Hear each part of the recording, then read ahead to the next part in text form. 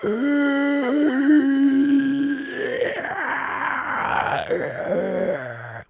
and more on today's episode of The Real Review, so stay tuned. Welcome to The Real Review.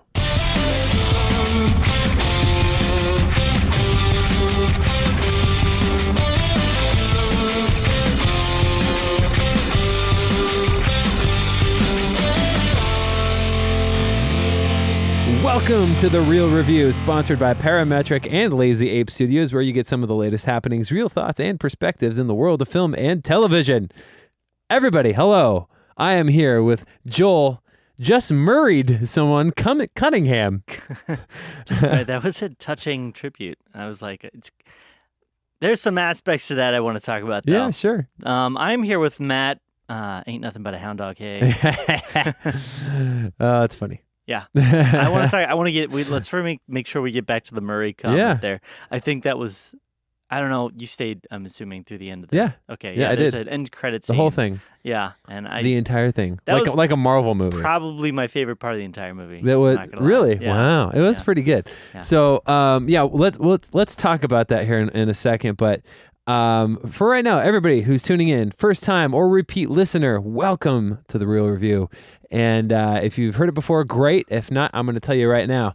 The way that this show works is Joel is the more potentially pessimistic, cynical, negative one, but he's very detail-oriented, analytical to the core, and will pick apart different things that maybe I just overlook those kinds of things. But at the same time, he's got a lot of insight as far as that stuff is concerned. Mm-hmm. Me, on the other hand, I'm a little bit more emotionally driven. How did it make me feel after the fact? How did it make me feel during the movie? Those kinds of things. I'm like a fan. I just like to experience things and have a lot of fun, while not negating. We both have cross sections where we go into each other's territories a little bit, but we dabble. We definitely have exactly. We dabble, and we both have very different perspectives. And like to combine them for a real review. Yeah. Can I change my nickname for you? What is it? Call you Matt Little Miss Sunshine. Hey, that's okay. Okay. Due to the casting we have going on. Fine. Anyways, Joel, now that you've changed my nickname, why don't you go ahead and tell everybody how they can get connected with us? For sure, Matt. There's some great ways to get connected to the podcast. As always, we have our website, reelreviewmedia.com, and that's a good central hub for everything. Additionally, we have Facebook, which is facebook.com/reelreviewmedia. We also have Instagram and Twitter, which are both at reelreviewmedia. And then additionally, I will just say this, we would love to hear your thoughts and perspectives. There's a fair amount of content we don't get a chance to see and check out, so we would love to hear what your thoughts are. Maybe we'll give a little read-see on the air, something like that. Shoot us an email, reelreviewmedia@gmail.com. Be the place to do it. Yes. Also, real quick digression, okay? Oh, okay. All right. Is this going to be new about Star Wars trailer. The final Star Wars trailer came out. I'm so excited. Yeah. And I was telling Joel earlier, the trailer is fine as a whole. There's kind of an epic vibe to it, but my favorite part about it is John Williams' score. I've seen it multiple times, and every time when it hits that main theme in the last half of the trailer, dun, dun, dun, and it does that whole thing with the new progression underneath, I get chills, goosebumps every single time. So since we introed with a bit of an audio sampling, I'm going to do my audio version of kind of where I am based upon like the last couple films. Does that work? Okay, go for it, Joel. So it starts with, then it goes, now I'm at, Does that work? You're just more indifferent now? Yeah. I'm okay. not, I feel like it'll be probably a step back in the right direction for the series. Okay. As a whole, just because I think J.J. Abrams can at least produce something that's a little less controversial. He's a crowd pleaser, 100%. Yeah, I think if anything, he's gonna be something that's more appealing to the masses, and definitely create something that's less divisive. Yeah, it's just that the last two series, there's only maybe like one character now, Kylo Ren, that I'm really like, well, I want to see what happens to him. Everybody else, I'm kind of like, well, it's just gonna happen this way. It's gonna go that way. So yeah. One last look at my friends. 2019. I just want to take. This is the end. 2020. We're starting it again. Skywalker saga is not coming back. No, they'll start with some other saga or something like that. Yeah. The Rey saga. Put some other saga in there. Yeah. all the sagas. The Ren Rey saga. Anyways, Yeah. if you guys liked the trailer, let us know about that, or disliked it too. Let Joel know about it. I like the trailer. I thought it was good. They make good trailers, though. Yeah, I feel they like do. Yeah. Anyways, so let's dive right into this. Let's talk about the movie we are going to be reviewing today, and that is Zombieland Double Tap, and that's what the official title is. It's not Zombieland 2. Nope. It's not Zombieland 2 Double Tap. It's just Zombieland Double Tap. Yeah. Anyway, this is a They should sequel. have called it Zombieland to Double Tap. That Or would've been perfect. Zombielander. Zombieland. Something the like series, that. That's going to be the television series. Bringing that out. Speaking, there was a television series that bombed hard. I think it was on Hulu or Amazon Prime Really? back in For the day. Zombieland? Yep. Wow. Maybe a 2 or 3 years after It must have the movie came bombed. out. Wow. But okay, let's dive right into it. We got Zombieland Double Tap. Synopsis: Columbus, Tallahassee, Wichita, and Little Rock move to the American heartland as they face off against evolved zombies, fellow survivors, and the growing pains of the snarky makeshift family. It's directed by Ruben Fleischer, something like that. Ruben Fleischer. And written by Dave Callahan, Rhett Reese, as they promote in the trailer, the writers of Deadpool. Yeah. Okay. And the director of Venom. So, Same director from the first movie. yeah. So let's talk about the cast. So we have Woody Harrelson, Jesse Eisenberg, Emma Stone, Abigail Breslin, Zoe Dutch, Yvonne Jogia, Rosario Dawson, Luke Wilson, Thomas Middleditch, etc. So Joel, I'm curious, what's kind of just your overall vibe on this movie? I think so I'll start with saying I really enjoyed the first Zombieland. Yeah. It's kind of a sleeper hit for me in the sense that I wasn't expecting it to be much. Mm-hmm. It was kind of like sort of a dark comedy around zombies. But it really had a cool style and it had a different tone. It really struck a different chord than a lot of the kind of, because we've seen zombie comedies in the past. Yeah. You know, one of my favorites is Shaun of the Dead. You know, we've seen this kind of thing done before, but it really had sort of a fun style that was mixed with it. And so I really enjoyed it. I really don't necessarily feel like it needed a sequel. And so I think I felt going into it, and I tried to not let that impact me, but I felt a little bit like, why? Sure. It's been so long. You know, this property's kind of dead and gone. But I liked the first one enough that I'm like, yeah, okay, I'll go check it out. Yeah. So going into it, it had a little bit of a bar to kind of jump over. I would say it didn't necessarily do that. Sure. Some of the good things, I think all of the acting was still on point. There wasn't anybody in this that felt like they were phoning it in. Especially considering everybody's an Academy Award nominee or winner. Yeah. The main cast. For sure. There was some elements with the characters that they added that I definitely didn't enjoy. Okay. I think grading was probably a good way of putting it in a little bit. Really? Yeah, I don't want to get too far in the negatives, though. One of the things I really liked, I think the zombie action and the feel of the zombies was, I think, not to make a pun too bad here, but was fleshed out a little bit. Okay. In that they kind of gave you a better instead of just having like horde of zombie. Like in the first movie, they kind of even featured like a specialty class of zombie every once in a while that would show up. Yeah. This one very definitively did that. Yeah. And I thought that was kind of funny and playful at times. I liked how there It was was like great. the different guys. It reminded me like a video game almost or something like that. That's a T800. Yeah, exactly. And this almost feels like sort of a video game where there's like different set pieces that they're at, and then they kind of have to like accomplish what they need to in each set piece. Yeah.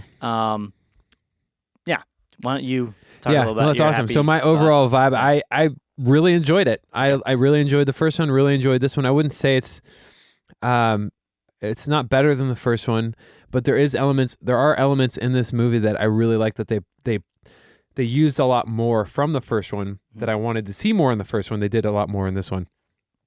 And just speaking positively, some of my favorite things were I feel like they actually used a lot more of the rules system or commandments. Yeah. That I really like that in the first one, like that whole, and it's got a very meta vibe to it. I mean, the opening, let me say this. First of all, this movie has the best use of surround sound intro I've ever heard. Yeah, that was freaky. And it freaked me out. So it's Well, I can't spoil it. It's a spoiler, huh? No. Shoot. Yeah. Anyways, let's just say I was startled at the beginning of this movie. Yeah. And not because of anything you see on screen, but because of what you hear. Anyways, so the movie starts out in a very meta kind of way because Jesse Eisenberg character, and that's, I mean, this is how he starts the first one. He's addressing us, the audience. Yeah. And that kind of sets off the tone right away. Like, oh, this is playful, fun, kind of a thing. And I like that about it. It's not serious, doesn't take itself seriously. It's never like scary or anything like that. There are like horrific elements sometimes, but usually it's some comedic thing used as a dark comedy thing. Yeah. And I really like the acting, really like the set pieces. I really liked there's the new character Flagstaff. I like Jesse Eisenberg's character with him as, I think it's Thomas Middleditch. They have like this back and forth that I really like, as short-lived as it may be. Mm-hmm. I think that the class system was really, really great because that in a turn, like you said, makes it feel like a video game, which is awesome. It's like, oh, this is like a new level, a new chapter. Things are getting harder and more difficult, that kind of a thing. I thought, and I think this is what you were referring to, and I think we're going to split on our opinions here. I actually, I didn't mind Madison, because she's supposed to be kind of this like annoying person, but there's times where she was doing stuff that I was actually giggling at quite a bit. Yeah. And I appreciated that. I think that, I think it was, I mean, I thought it was funny. I was giggling quite. There wasn't like any time I was laughing out loud like a ton, but I was giggling throughout the movie, kind of a thing. Yeah.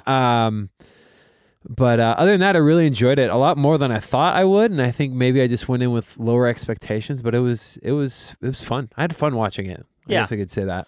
I think the big difference for me, this one, with the new characters, is that the original cast of 4, they all felt grounded as like real humans, Mm-hmm. whereas for the most part, except for maybe Nevada, all the new characters really felt like caricatures. Mm-hmm. They felt like, well, they're like one-note kind of characters. Like Berkeley. Yeah, and so I really didn't connect with them in any way. I really didn't care, like, when one of them, 2 of them, 3 of them, a few of them I don't go know if they through wanted you to stages of connect with them though. yeah, but I'm like, well, it just feels like it's filler. It doesn't feel, because it didn't really progress the plot much of anywhere. Well, it's except for, yeah, that's true. they just kind of popped up at times that they needed to be there to do things to move the plot forward, and so I was just kind of like, and they're there for like comedic relief and stuff. I think one of the other things is I felt like Abigail's character, Little Rock, in this, she just didn't really. There wasn't. I think what I'm looking for this was I was looking for a much like the first movie had a couple very clear but serious kind of story arcs. Mm-hmm. And with each of the characters, and they kind of all came together at the end in a way that felt like uniting, and hey, they're gonna move forward as a team. With this film, it felt like a step back at the very beginning. It was kind of like, well, they're all together now. We have to do something that's going to get them all apart. And then they just like slap you in the face very quickly with like, hey, a couple of the characters are just going to do their own thing, sort of. And it was like, well, I feel like we spent the entire first movie setting up that they're not like that anymore. Like that was the whole point of the first movie. So that just felt kind of weird to me to begin with. Sure. And then you start throwing these characters in here, which are like completely one note and one-dimensional, and really only there to like create drama and context for the main cast of characters. Mixed with, and this was the other part where I didn't have such a good time, was like in the first film, even though you knew, hey, these characters are probably not going to die, maybe at the very end some of them might die or something like that, who knows.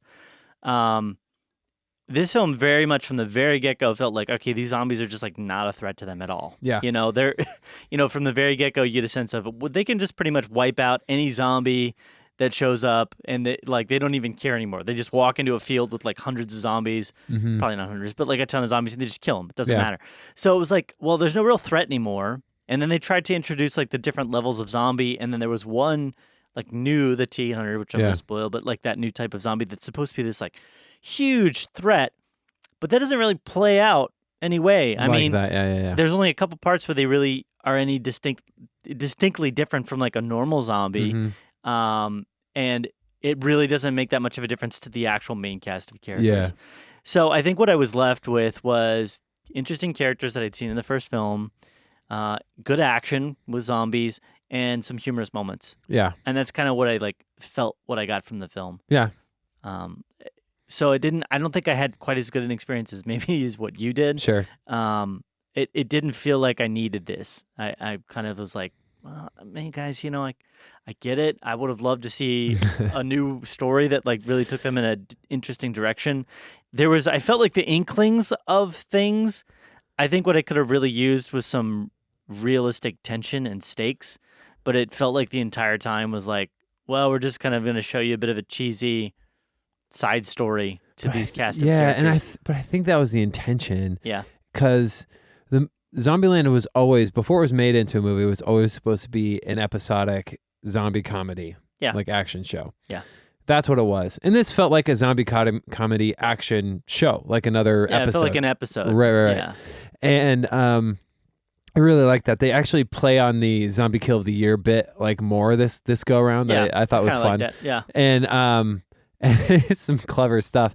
But I think that I think that that's kind of the mentality that if you're going into this wanting something like, I want stakes, I want something to be like thrilling and maybe something to move me a little bit more, then you're probably not going to do that. See that it's more of a surface level film 100%, but I think they knew that this is going to be an entertaining thing, and that's just kind of what they played it for. Yeah, I mean, the first film had such a simple but good story arc for each of the characters, which is, for our main character Columbus, it's, he has these rules and he's always followed them to cause them to survive, because it was set up at the very beginning that in order to live in this new world, he was going to have to do that, and then figuring out how to sometimes break them or bend those rules at the end. But then immediately we go back in this film, we're like, nope, rules again. Yeah. And not only the same rules, but there's like a ton more. Mm-hmm. And we're going to throw you another guy who has the exact same system, which kind of like, I get why they did it, but throwing two characters that were exactly the same felt like cheapening.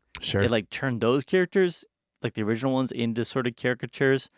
So it was just kind of like, it felt overly simple. And again, like more of like, hey, we just need something to fill this moment. It's kind of funny and silly. So, and then like in this one, there was a lot of regurgitated kind of content as well. Like the last film, Tallahassee's whole thing was, the Twinkies, Twinkie. This time the whole thing was Graceland. Like, everything was like that. He has obsessions and he's, Yeah, and then the last film, everything was like rules.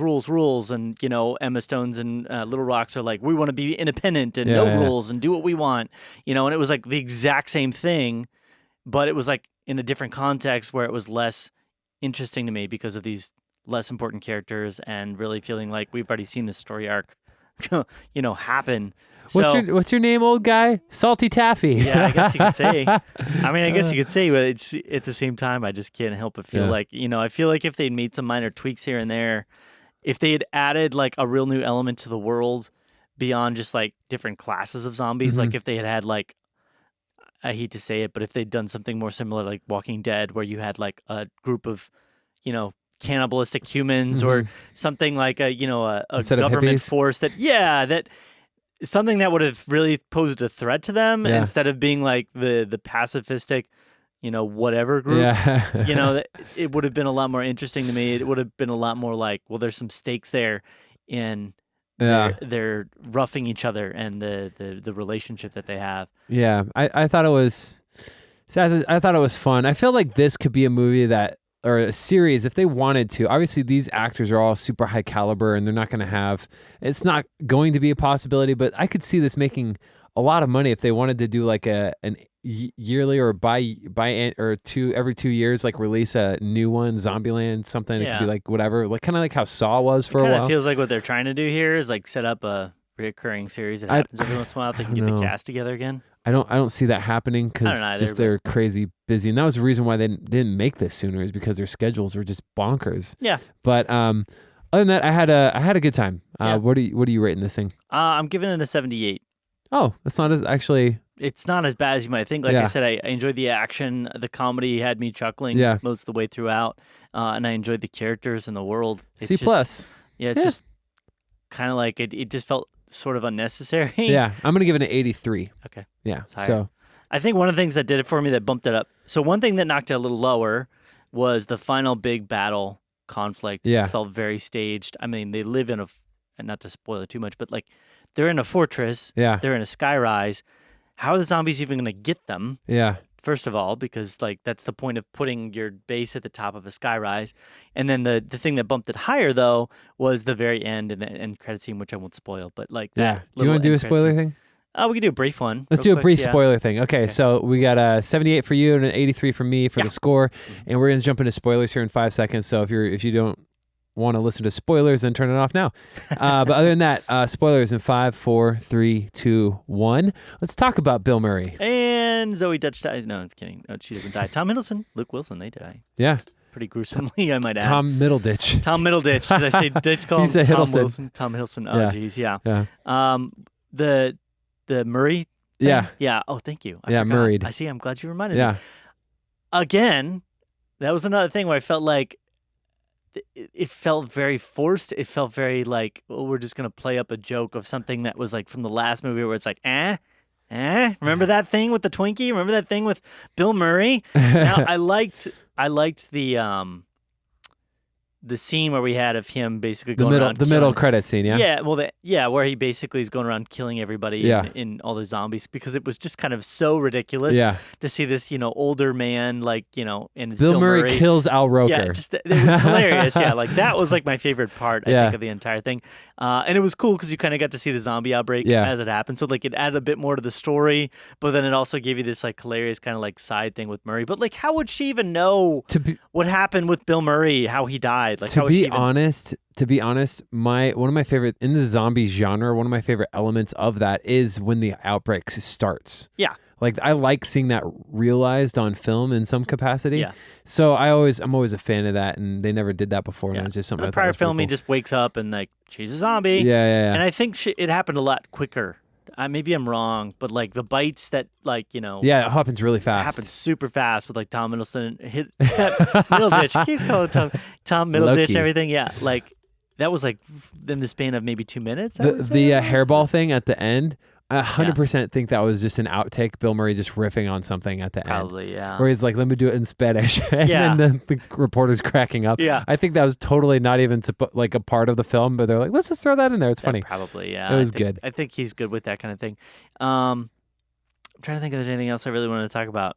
I thought Zoe Dutch's character, Madison, was hilarious, that she's like living in a freezer. I thought that was really funny, and she's just been surviving. And they explained it in a throwaway line with the electricity. Yeah. Like the hey, it keeps raining, so we keep having power. Yeah. So I thought that was really fun. I thought what was going to happen with her is you were going to like realize that she's actually super conniving, and I thought that would have been an interesting story arc, because she ended up just being herself and a caricature. One thought I thought they were going to do was like, it was like she was going to be like a super advanced like zombie, something like that, like a higher class zombie that's like the ditzy, kind of, because she didn't have any brains. That when she dies, like she can't be killed. And she's actually like just the same intelligence. Right, something crazy. Like if her IQ is super low, something like that would have been clever to me. Yeah. I thought the addition of the Berkeley character, he was just kind of like grating. Yeah, I didn't care for him as much either. No. I thought the Hawking thing was kind of funny. Yeah, I would have much preferred a guy like a Chris Hemsworth. Like he's just like this studly, because he kind of seems like a person that Abigail would be attracted to. I mean, I guess maybe she's been around, Who's not attracted to Chris Hemsworth? Well, I just, like it would have made sense in that context. Whereas with this, it's just like, well, he's a guy and he's available, so I guess I'm attracted to him. All right, yeah. She's like, it's a lack of options. Yeah. And I get the whole like, Emma Stone's character being scared of marriage, like that makes sense. But the whole fact that they would just like completely up and leave. Yeah. That was like such a disservice to where their characters, but they literally only did that because they have to go, well, Jesse Eisenberg has to sleep with this girl, Madison, but we can't have him do that while he's still together with Emma Stone. So we have to get Emma Stone to leave so that way she can show. It all felt very like they had these puzzle pieces and they're like, and they're just having things happen with I gotcha. Yeah, I'm glad that Woody Harrelson's character found a love interest. And he's basically the same person from 2009 Zombieland. Yeah, and I liked him. Yeah, he didn't need too much more. They added a bit of depth with him, but but he was basically who he needed to be, and it's great. Yeah. Other than that, that is it. That is it, folks. Our review of Zombieland Double Tap. Joel. Yeah. First, let me do this. So everybody, I keep doing this. I keep pointing it. I keep pointing at the. You have a camera right there, Matt. I keep pointing to the invisible camera. Yeah. Let's do this. First of all, give us your thoughts on Zombieland Double Tap. If you've seen it, if you liked it, I should Again, always say this too, especially with rated R films. It's not for kids, people. Don't take kids to see this movie. But reach out to us, reelreviewmedia@gmail.com, Facebook, Twitter, Instagram @reelreviewmedia. Reach out to us there. Let us know what you thought. If you had any questions, anything like that. Other than that, Boy. yeah, boy. Other than that, do you have anything else? No, I'm good. Sweet. Well, you've all been awesome. Have an amazing day. It's been real. It's been real.